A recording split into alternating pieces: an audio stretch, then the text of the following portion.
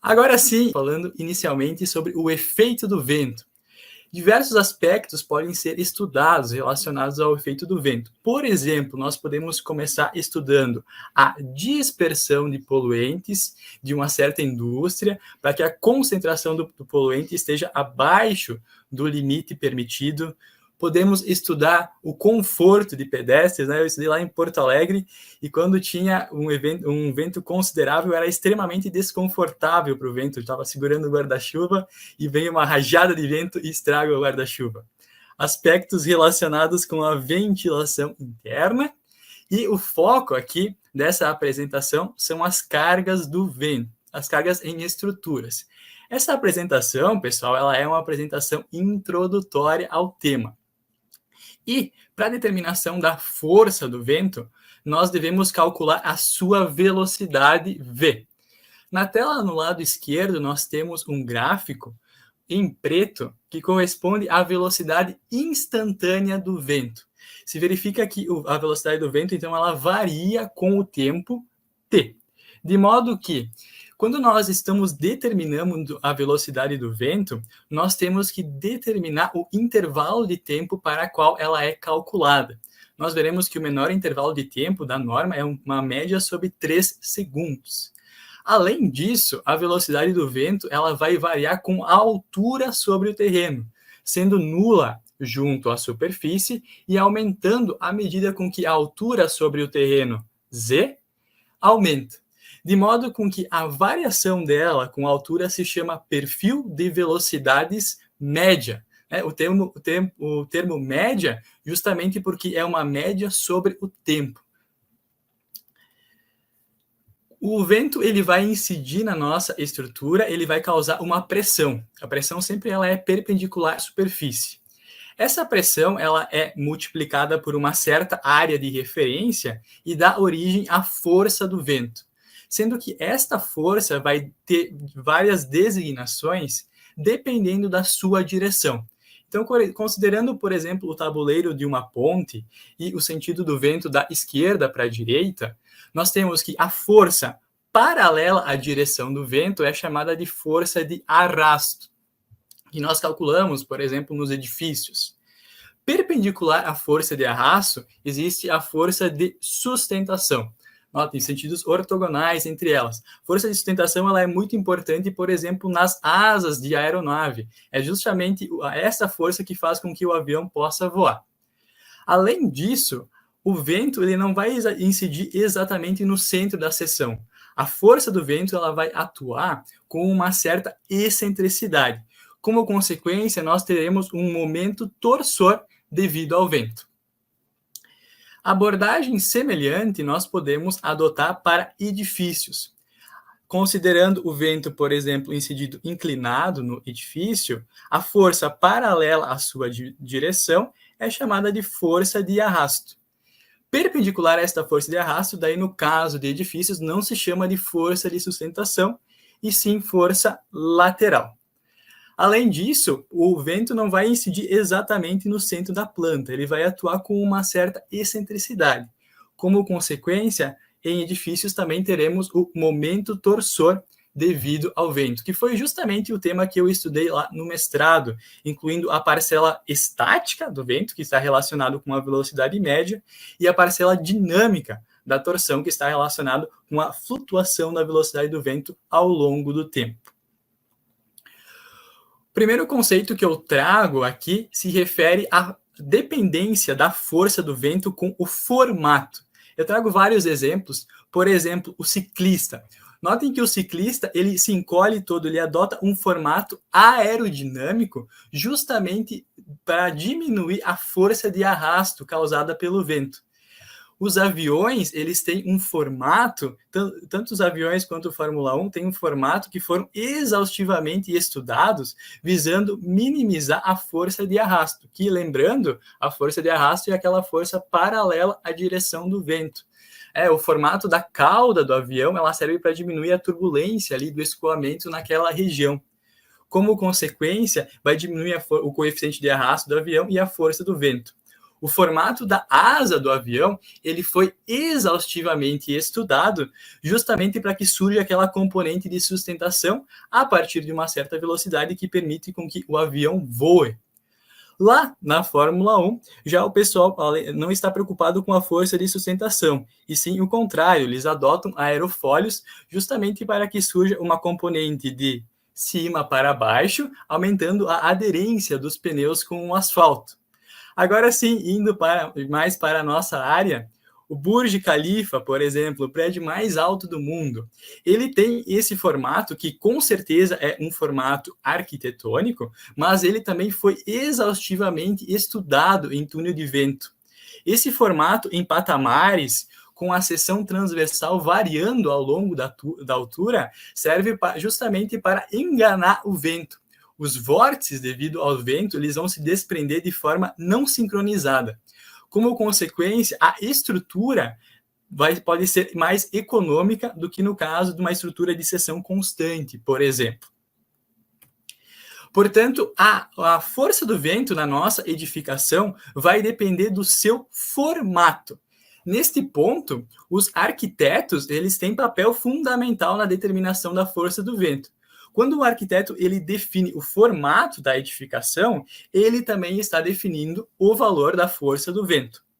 Na tela nós temos, por exemplo, um galpão com 2 águas ou uma residência. Vamos acompanhar algumas definições referentes nessa parte de aerodinâmica das construções. Então, o vento ele enxerga a nossa estrutura e o escoamento se adapta ao seu formato. Num primeiro momento, o vento ele não sabe se a estrutura é de madeira, se a estrutura é metálica, se é de concreto armado. Não, ele não sabe de nada disso. O que ele enxerga é o formato da edificação, sendo o escoamento adaptado a ela. Considerando um escoamento da esquerda para a direita, nós temos a fachada que recebe a força do vento, ela é chamada de barlavento. Nela surge um vórtice de pé de fachada. Vórtice, basicamente, ele é um escoamento circular em torno de um ponto que pode ser fixo ou móvel. Então, lá no café da manhã, quando vocês têm a xícara com café, vocês podem pegar a colher e girar ela ali na xícara e vocês vão criar um vórtice. Então, parte do escoamento é defletido passando pelo topo da edificação e parte passa pelas laterais por meio dos vórtices de pé de fachada. Então, essa extremidade da edificação, considerando o sentido do vento, é chamada de barlavento. Na outra extremidade, nós temos a região de sotavento, onde se localiza a esteira do escoamento, que corresponde à região do escoamento que é afetada pelo formato da nossa edificação. Então, barlavento, sotavento. Essas são as definições aqui em aerodinâmica. Enquanto o pessoal que trabalha com água, por exemplo, tem montante e jusante. Aqui é barlavento e sotavento. Lá na região da esteira, corresponde à região do escoamento que é afetada pelo formato da edificação. Como consequência, se nós construirmos outra edificação nessa região, nós não temos dúvida que a força no vento dessa nova edificação vai ser afetada pela outra edificação existente. Então, a vizinhança, ela também exerce um papel fundamental na determinação da força do vento. Por exemplo, os ciclistas, eles vão exatamente um atrás do outro para que o primeiro ciclista receba a maior força e os demais, estando na esteira do primeiro, eles podem economizar energia, eles têm uma força do vento bem menor. Já os aviões, por outro lado, eles mantêm uma distância mínima entre eles, na horizontal, porque a esteira corresponde a uma região do escoamento altamente turbulento. Então, eles querem justamente sair desta região. Então, se nós construirmos a nossa estrutura na esteira de outra, ela pode ser beneficiada por isso, tendo uma força do vento menor, ou, por outro lado, pode ser que a força aumente.